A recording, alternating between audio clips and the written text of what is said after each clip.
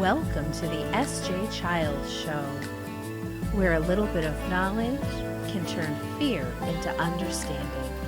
Enjoy the show. Introducing safe space staging for kids, creating smiles every step of the way. At Safe Space Staging for Kids, we believe that every child's journey to the dentist should be filled with comfort and confidence. Our mission: to turn dental visits into positive adventures. Imagine a world where dental chairs feel like cozy thrones and waiting rooms are transformed into magical kingdoms. That's the power of our dental staging. We're here to banish dental anxiety and create a safe, soothing environment where kids can be themselves. With vibrant colors, playful decor, and a touch of imagination, we're changing the way children experience dental care. Join us on this journey of smiles, giggles, and happy checkups. Because for us, every tooth deserves a little magic.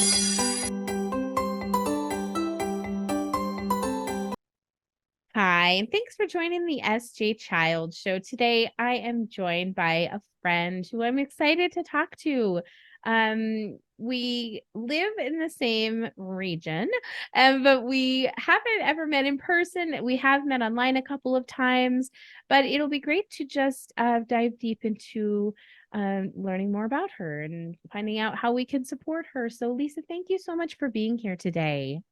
Thank you for inviting me. It's really exciting. Yeah, it's been a long time coming. I think that we've been trying to plan it for maybe 3 years or so. I don't know. I guess I've only been going for 2. So, but yeah, in this time, I'm really glad that, and like you said earlier, and when we were talking before, sometimes things just happen when they're supposed to and in the right time. And maybe, I guess not even maybe, but now is the right time for us to be having this conversation. So we're so glad to have you here today. Tell us a little bit about yourself and what brought you here. So I am a mom with an adult son with autism. So somehow that's how we met. Actually, I think you reached out to me one time because of a post I made or something, and I have his older brother has ADD and his younger brother was actually about a month early. So he's had some developmental delays. So as a mom, I've had all of that. And then I was actually a learning specialist. I was a teacher for a long time. Most of the time I was a math specialist. And my last segment, I was actually teaching in Japan on a military base. And so that was actually during that time, that's when I started researching a lot about brain development and why kids were struggling, because my students, I had like I had a group of students who were just behind because they were moving around, their military kids, but I had a lot of kids who were like, something's different, because they're seeing me and the reading teacher and the OT and the SLP and everything. And so I was really trying to figure out what was going on with these kids. And at the same time, when I moved to Japan, I was actually I was writing a book called Movement Makes Math Meaningful. And so I intuitively knew when I left the classroom. I left the classroom in 2003 before I became a math coach, and then I taught at BYU and stuff like that. And but I kind of knew like we needed to really, because I taught in inner city, and it was like we need to get kinesthetic movement in math somehow so the kids can learn it. We were just having a lot of issues in behavioral issues and stuff where I was, and but it was kind of in the back of my mind. And so when I went to Japan, I had collected all these lessons that I created, but I wanted to come up with a rationale, like what's going on in the brain? Why does that help? Like, does it even help with learning, or is it just fun or whatever? So as I was doing all of that, the first thing I ran into was Brain Gym. And so that was like my first entry. And then I started, finding other programs. I started basically learning everything out there, but I realized that actually movement is very, very important for brain development. And then over the years, I became a Brain Gym instructor, and then I became a provider for like the listening program, the movement program, interactive metronome, all these other programs. And primitive reflex integration is a huge part of it. So I became an instructor for Bloomberg rhythmic movement training.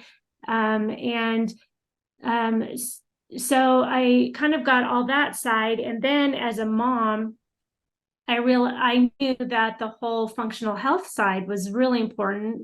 That was very important for us in our journey. And so I became a functional health coach, and I started learning about different. I started getting into more of the energy work and kinesiology that kind of bridged the functional health coaching, brain integration, and all of that stuff. So that's that's kind of like what led me to where I am today. I have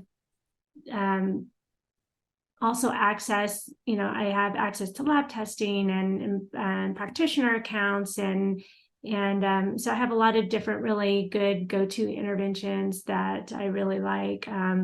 My favorite one is the therapy patches, and and I don't have time to talk about it now, but on my YouTube channel, I actually did a webinar on using these phototherapy patches for mental wellness and cognitive disorders. So that might be something that, we can put in the show notes. Yeah. But basically, I came back to the U.S. for a lot of different reasons. The moon's realigned, or the sun, all the planets realigned, and but I couldn't any longer be in public schools, seeing kids suffer. And because what I was doing is I was helping children in secret. Like I was like doing my math stuff, but I was like doing everything underground I knew. math. Yeah, I was underground. Yeah, and so I knew that I couldn't really do what needed to be done for these children. So I said, you know what, I need to be able to try to work privately with the families, work with the schools to help them understand like maybe what their role is, and stuff. And so that's kind of how I am where I am now. And it's so interesting because I think that we resonate on so many different levels, but we got to the levels at such a different way of getting there, and I went through massage college and learned about kinesiology and did that kind of side of things and learned about the body and the mind. And then of course in both of our educations through having autistic children, you learn so much and you educate yourself, and especially when you're talking about the brain. I know in the beginning when I was first learning, I didn't have any experience with autism. My husband had a sister with Down syndrome, and so he had experience in working with group homes and experience with other like-minded individuals there, but I didn't have that experience or that knowledge. And so really heading and doing all the research and all of the, the things that come. And then you find all of these things along the way, like you said, that are like bridges to one another, that gap, the knowledge between one thing and the other, just like the functional health, just like the, you had said something that, oh man, brain, can't remember that one, but, yeah, it's so interesting how we can then take all of that and really use it to help people understand how to better access things that work for them in a better way, that they're not working against themselves and against things all the time. How does that help with your family? And now what does that look like for now that they're kind of grown up? Yeah, well, that's the whole growing up part. Right? Oh my gosh. Yeah, because my oldest, my son with autism, like he is an adult now, so he's maxed out of school. So this is his first year of not being in school, and we're in a total transition with that. And so now I'm trying to figure out, because the last few years I've been here in my house trying to figure out, okay, how can I help kids? And now it's like, okay, now he's home, now I got to figure out, okay, what do we need to do again? It's almost like before he went to school. Yeah. It's like, okay, what do I need to do? How do I need to help him? And my oldest was what he had very severe ADD. We never had him officially diagnosed because we never wanted him on medication or anything. But he, by the time we had always done, we did a lot of biomed stuff when they were little. So we did help. There was some things that we were able to help, but then there were some things that we weren't. And by the time I found out all the other pieces, he was already a little bit too old to want to change, even though he was even though he knew he was really struggling, he still didn't want to maybe do the effort or the work or whatever. And so now he's like 24, and I'm just kind of waiting until he's maybe about 30, and then he knows where I am. So then if he wants to to help, but yeah, it's there. Now it's a whole in the beat. I'm glad we started when we did, because there was a lot of things we were able to work on. But now that they're older, it's a whole different chapter, and it's a whole new. I got to figure out, okay, so what am I going to do so Joshua can be still productive? Yeah. Exactly. And yeah, and I remembered that what I had thought about when you were talking earlier, and that was about reflexes and about how people don't really know a lot about primitive reflexes and how that is actually such an important part of who we are as people. I didn't even really understand much about it until just a couple of years ago, maybe even, I guess, yeah, just a couple of years, maybe a year ago. And it's so interesting when we can look at those things, and how can we now that I'm right here in this moment, how can we use that knowledge to then help ourselves and our kids to have a better functions? So, well, reflex, I mean, like you say, like most people don't even know it's a thing. But I mean, so it's interesting because when babies, so some reflexes develop in the womb and some develop after birth. And the point of the reflexes is for the babies to be able to learn to move on purpose. Because when they come out, they're this big like ball of jelly, right? Jello or whatever. And but let's say the first thing that they gain the ability to do is to move their head. And then and by doing that, other parts of the body follow. And when they do that over and over, eventually those other parts of the body, they can have control over it, and then they can move them at will, right? And so that's what the reflexes are for. But what happens is when those reflexes are not integrated, then those parts of the body are always at they're like behind almost. Well, it's like, for example, there's one reflex, one of the first ones is when the head goes down, the legs will bend up. When the head goes back, the legs will straighten. So that's a reflex, and that's the tonic labyrinthine reflex. And so what happens is if you don't get control over that, every time you bend your head down, your legs will, even if it's not very severe, your legs will kind of want to buckle. So those are people who have a severe, fear of heights, because every time they look over the edge of a building or whatever, a cliff or Grand Canyon or whatever, their legs feel like they're going to buckle. So it feels like you're going to fall off, like fall over. And so it does have lifelong consequences. And in school, there's consequences because some of those reflexes help develop vision. The binocular vision, the able to converge, the near far, the accommodation, being able to copy off the board, all of that kind of stuff is affected. So there's a lot of school influences or kids who have problems in school. If what happens is like teachers will think the kids are lazy, or let's say they're standing up and they just want that. See, a teacher tends to want, and I'm going to admit, like as a teacher, I'm kind of like this, like I want everybody to be quiet. I want everybody to be still or whatever. But what happens is if you really observe what the kids are doing, they're either very uncomfortable in their posture.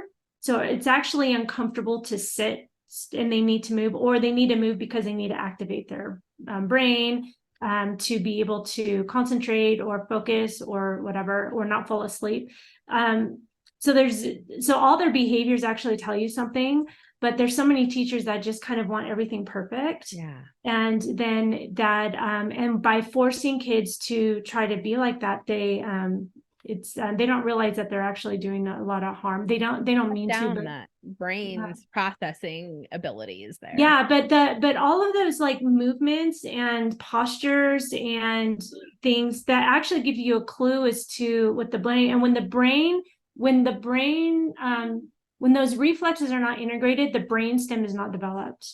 So when the brain stem is not developed, then you don't have the neural pathways enough, or strong neural pathways that go all the way up to the frontal cortex. So a lot of kids with ADHD and focus issues, it's because their brainstem is immature, and those brainstem is immature because their reflexes are unintegrated. And you can see it by being fidgety and by just some of the ways that they sit and they move and everything. So fascinating.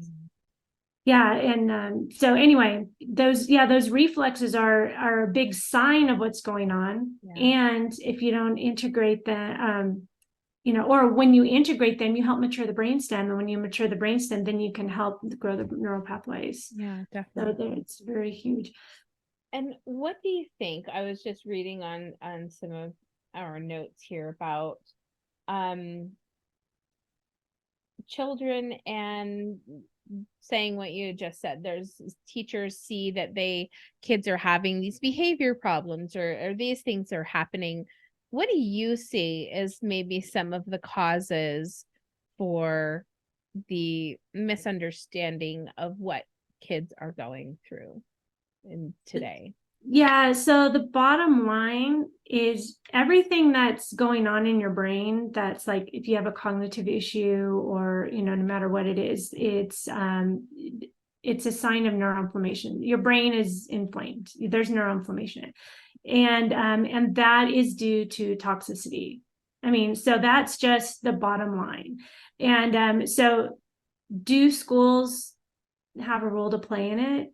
Actually, they do, but they don't have complete control. I mean, the parents are the ones that have the most control, but schools have to realize that rewarding kids with candy with colored dyes and artificial stuff and all the chemicals it's actually hurting the kids. They think they're helping and stuff. So the schools do have some role, but toxicity is the bottom line, and it's neuroinflammation. And what's happening is that when the brain is inflamed, it depends on when it started.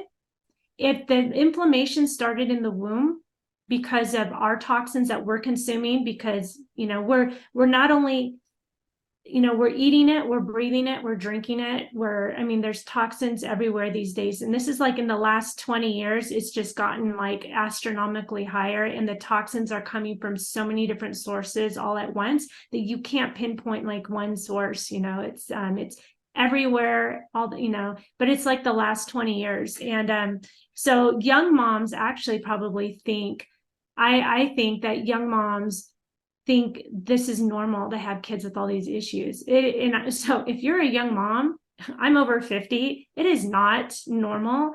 It's only been common in the last 10, 20, 15 years that this is happening.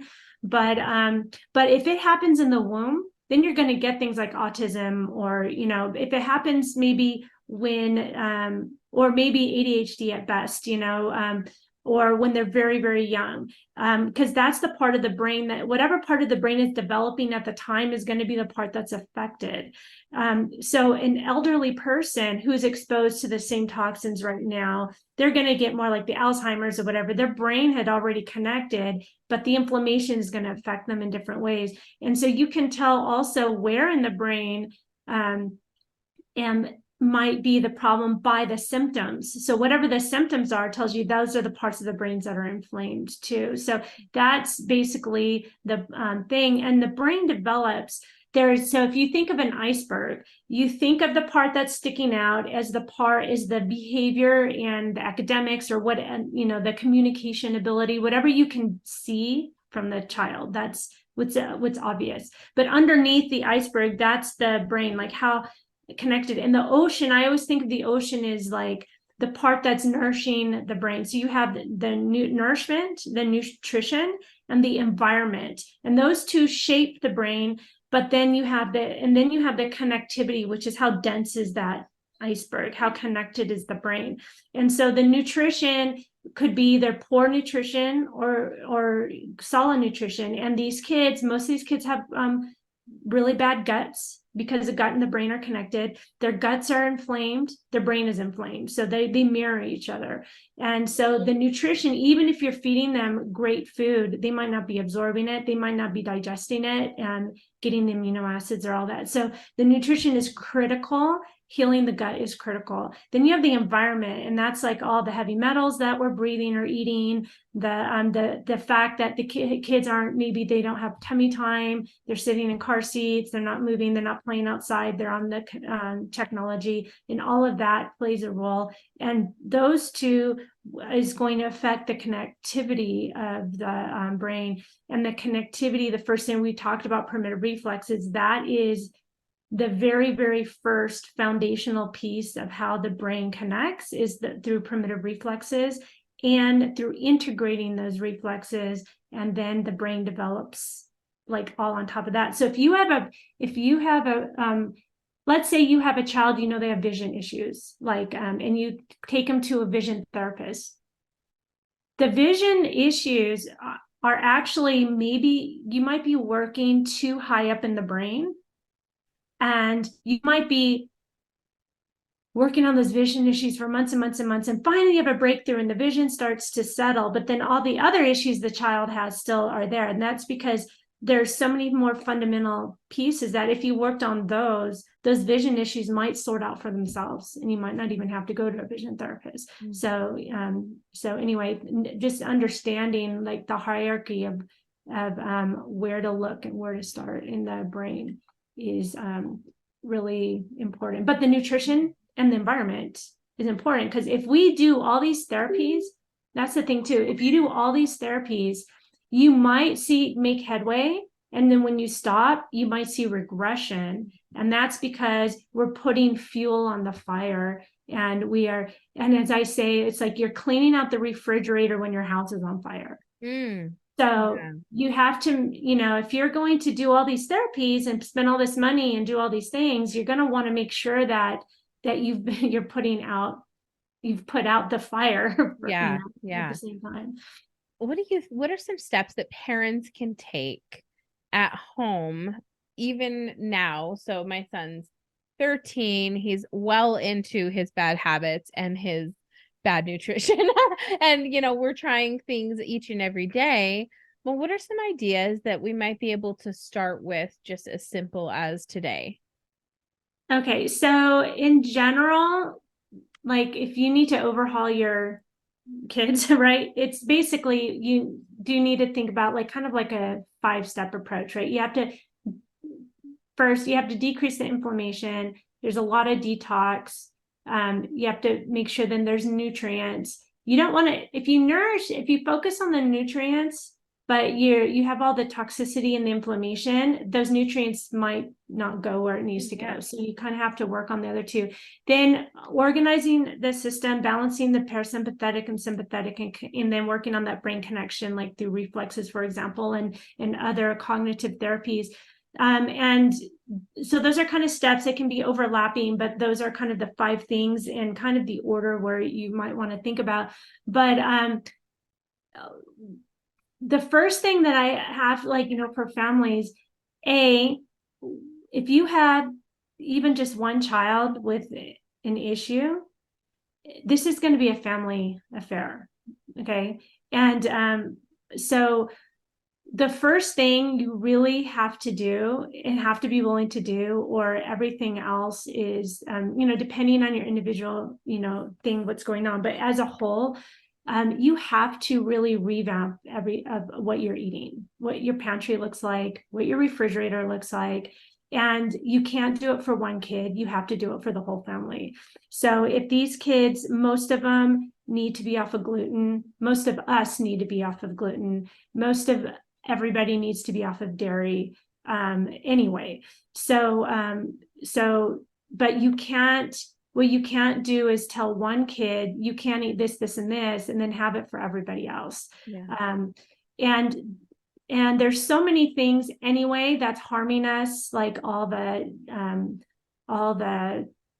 MSG and the GMOs and the aspartame. I mean, there's so much stuff that nobody needs because even if you don't have a mental problem, maybe you have diabetes, maybe you have some other chronic issue, and all of that is it's contributing to the chronic issue. Maybe you just have brain fog, or maybe so you have to, the first thing, if you're not willing to change what's in your refrigerator and in your pantry, then everything else is you might just be swimming up a really big upstream. And some things you might be able to accomplish, because there's some issues that might not be so inflammatory based, but in general, that's the big problem. And so both parents have to be on board. And what you do is you want to first make sure that you both are willing, saying, okay, we're willing to do whatever we need to do for this child. I was very blessed that my husband was on board, and he actually was the stay-at-home dad for 20 years. And it was because he was fortunate that he grew up very sick himself. He was born I don't know if it was parasite, whatever, like he just was born sick. His mom didn't even think he'd make it to a year. He always had something wrong with him. But when he was 17, he's Mexican, he was from Mexico, and he was sick of getting the monthly penicillin shots for his tonsils, or for, like, he said these are not working, and he hates needles to this day and stuff. And he started going to a homeopath. And he had, in the next couple of years, he had a complete life transformation. But the one thing the homeopath did is he put him on a very strict diet. And most homeopaths don't even necessarily even do that. It was in Mexico. And so because he had his own life transformation for all his illnesses, he really understood, like, when it came down to that, okay, and we've been on a food journey for years. 20 years ago, we didn't even know half of what we, eventually learned later. But we started we got tests, we got advice from, whatever. And like gluten, nobody talked about gluten. We didn't we didn't, like, what's that? Like, and you couldn't even buy hardly anything that was gluten-free. And so at least now it's available, it's easier. So but both parents have to be on the same page. Otherwise, one will sabotage the other. And I'm going to tell you that if you have a food that is actually inflammatory, if you eat any of it at all, it just triggers the inflammatory response. So it's like, so you're just sabotaging. So you got to get it out. You got to get it out of your, and you can't do everything at once. You choose one thing. Yeah. Maybe today is like, we're going to start drinking clean water. Yeah. We're going to filter our water, and the next day, okay, we're going to get off of this. And you got to transform it. I've had parents that literally the next time I saw them, they said, yep, after I talked to you, I just threw everything out of my pantry. And I'm like, okay, but most people aren't, going to do that, and so you have to pick one thing. When you finally build that into your routine, then you have to say, okay, what's the next thing? Okay, I got to make sure there's no aspartame in anything I ever eat, or there's no MSG in anything that we eat, or whatever. You pick one thing and you start, definitely building that. When DJ was 3 or 4 is when I started learning about the gluten in dairy. So like a decade ago. And same thing, there was hardly any resources available, any information, but I was a medical paralegal at the time. And so I heavily researched why is gluten, why is dairy, why are they causing these things? And, because of the proteins, they are protein, inflammatories. And so, yeah, they just dive right in there and do all the damage. There's a few different reasons. Like, first of all, if your gut is messed up and you have leaky gut, then, so first of all, a lot of these kids don't have, they're very low in hydrochloric acid. And that's something that you can work to build up. But if you are, then when you're digesting your proteins, it's like a Lego set. You have a little Lego set, and your body is supposed to break them down to the individual Legos, right? And those are the amino acids. And then you're supposed to absorb them and reconstruct them into the proteins your body needs to a new Lego set, right? So these kids aren't digesting them all the way. They're just like pulling out chunks of Legos. And then because if you have inflammation in your gut, you're absorbing those chunks of Legos, and then your blood, your immune system's going, that doesn't belong here. Yeah. And some of those chunks of Legos, those are peptides. Some of them look like your thyroid, and after a while, your body's like looking at your thyroid going, wait a minute, maybe you don't belong here either. Like, and so then you get Hashimoto's or whatever. But there's parts of your brain that gluten also. So peptides of gluten look like thyroid, looks like different parts of the brain. And so then you start developing these autoimmune things. Well, and then so that's the one issue. And then the other issue is you have that opiate effect, because those peptides can get into the opiate receptors, and that's when that whole feel good, and you have that opiate effect of the gluten. So if you look and you go, the only thing that my kid will eat is cereal and milk, peanut butter and jelly and milk or whatever, or cottage cheese, dairy, like the only thing, because you crave what you are allergic to. You crave what you are sensitive to because of those things. So when you're craving, except when you're pregnant, you crave certain things. That's more of a mineral, but in general, but kids, if you start seeing what are you always gravitating to, there's something in there that your body's probably becoming dependent on, and you need to cut it out. That is so interesting, isn't it? And it's going to be hard for a lot of parents, but at the same time, when you see changes in the future, like when we took dairy out the first week, DJ had been reading since he was 12 months old. He was literally tracing words back and forth. And then he didn't speak until he was almost 4. So the vocabulary he had learned for 3 years already had built up so high. Then that first week we took Kason out, he said like 50 words, and it was overwhelming. It was, gorilla, escalator, wow, a chimpanzee, rabbit, all of the words he had vocabulary he had read and studied was just like coming out, blah, blah, blah. And none of it made sense. It wasn't anything, put together in any kind of sorted or organized way, but it was like, finally, I can say all of these things I've been learning and I've been seeing and reading. And then when we took the gluten out of his system, practically, I would say 85 to 90% of his physical stimming stopped. And like you said, with the gut, I really feel like that the gluten was creating him to spin and hum and upside down and all of these things to help control those discomforts going on in his body. And so it was just fascinating how a lot of those things stopped. In fact, we were at a restaurant, just my mom and I, the other day, and I heard the sound of this little boy humming. And it was that exact sound that DJ would hum, as the whole 2-3-year-old years. And I was so recognizable. I wanted to say something, but you don't know how to approach things on that side. But it's so fascinating that just removing a toxin from his body helped create communication and helped create this path of being able to be cognizant and learning and receptive and, back and forth. So it's crazy what our brains and our bodies will do. Yeah, and heavy metals are a big thing, because heavy metals are stored in fat, and your brain is a big ball of fat.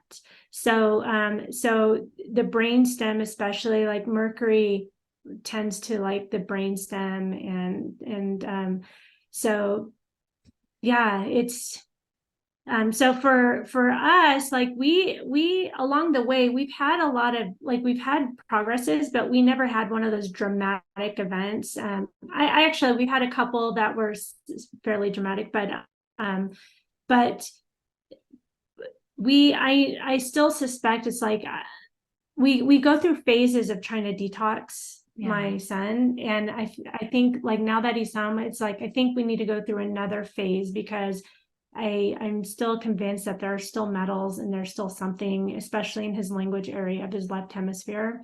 So, but yeah, detoxing is getting those chemicals out. So, like, not, so you have one, so you're saying, like, you just remove it, so you don't put it in, but now we got to figure out also, like, so how do you get them out, right? Yeah. And the ones that are stuck. And because some people say, well, because even if you do certain tests, if you do a urine, like, let's say you do a urine test, well, you might not see anything because everything is stored. It's what it does is it hides itself into organs. So you got to do things to provoke them to get out or whatever.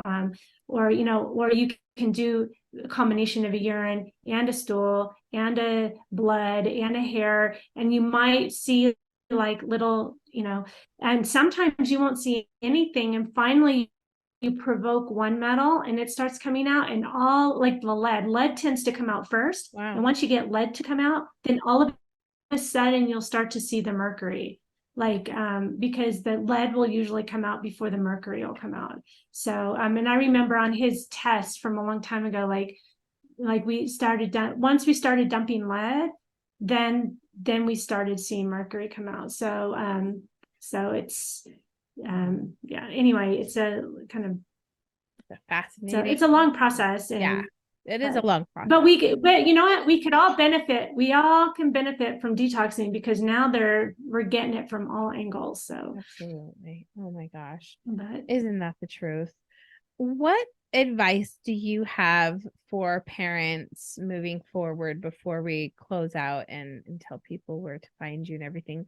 What is some good advice you can leave us with today? well, I have a program called 30-Day Jumpstart. And so that is a good place for, especially for you guys who are kind of new to the journey, that you're like, okay, I have a child. I know that there's issues. I really want to help. I don't know where to start. Yeah. So it's called 30-Day Jumpstart to Integrated Child. And that provides all the foundation that you need, like, for the first 30 days to get started. It's not overwhelming, but everything that I share, it's like pulled from everything that I've studied. So what I do is I studied all these things and I pull the best from all the little things and I go, okay, this is what you need to start with.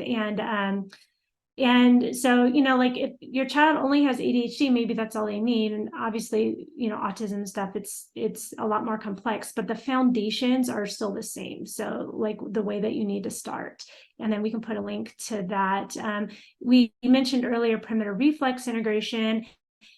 So I do teach a course called Bloomberg Rhythmic Movement Training.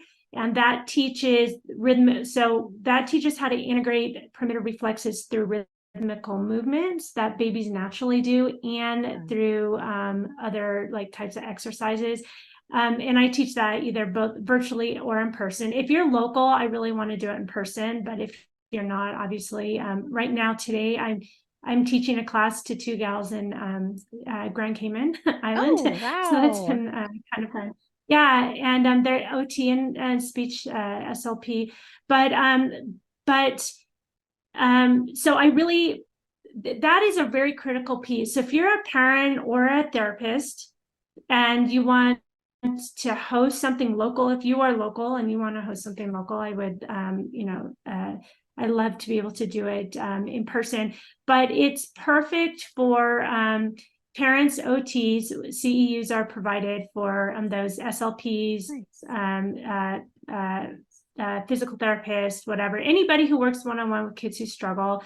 And on Friday at 5 o'clock, I'm going to do a live Q&A just for, like, I have a Facebook group too. That's for VRMT, for anybody who's just interested in learning a little bit more about that. But so if you're a parent and you want to be able to or because really you need to do stuff every day with your kid, you know, and and I can't, well, you're probably too far away, and so I can't do that. And even if you're close, that's not reasonable either to like bring him to me every single day. So learning how to do that on your own at home and then just get support, that's like much more practical and doable. So that we can do that. And also, you know, as a parent, I know, okay, so I'm sure you agree with me, Sarah, that we spend a lot of money on these solutions, like studying and looking for, we have spent, you know, there's only a few rocks that I haven't dared unturned because they're like really cost prohibitive or whatever. But so I wanted to let all the parents know that there's actually a local company. It's in Provo, and it's dedicated to find solutions for people, just people to be able to afford everyday expenses and to benefit from their expenses. And that's called Transact Card, and it is a brand new, it's a Visa debit card checking account. It has a lot of rewards that, you know, normally debit cards don't even have rewards. So on this debit card, you earn dollar for dollar in rewards wherever Visa is accepted. They call them Z-Bucks. They're making an online e-commerce platform called the Z Club. They have contracted same suppliers from Amazon to put on this Z Club because so anyway, so there you can spend those rewards to buy down 50%, even sometimes 100% on flash sales. But and they'll give you 2 to 3% cash back in a power savings account that will open in November. So anyway, if anybody could just use a little bit of extra breathing room. So if you're spending money on things, you can at least say, well, I'm earning all these rewards so I can buy the other things that I need at least cheaper or whatever. Then we'll have a link for that also in the show notes. And that it's only $25 before November. It's only $25 with no annual fee ever.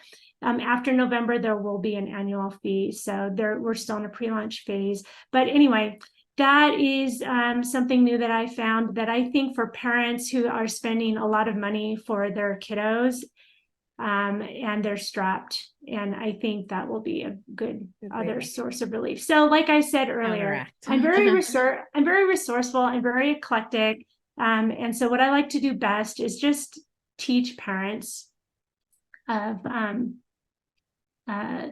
you know, I do work with kids privately and families privately, but I'm more of because I collect so much knowledge, I'm more of like, I'm teacher and coach or whatever. Yeah, just to like, you know, point people in the right direction and what to do. Oh, wonderful. I'm so glad that we finally made it to this point and being able to do this and have you on the show. Before we go though, tell us where we can go to find you and support you and follow you. Yes. So my website is wholechildlearningandwellness.com. I also have a Facebook and Instagram with that name. I'm more on Facebook than Instagram. But my email is lisa@wholechildlearningandwellness.com.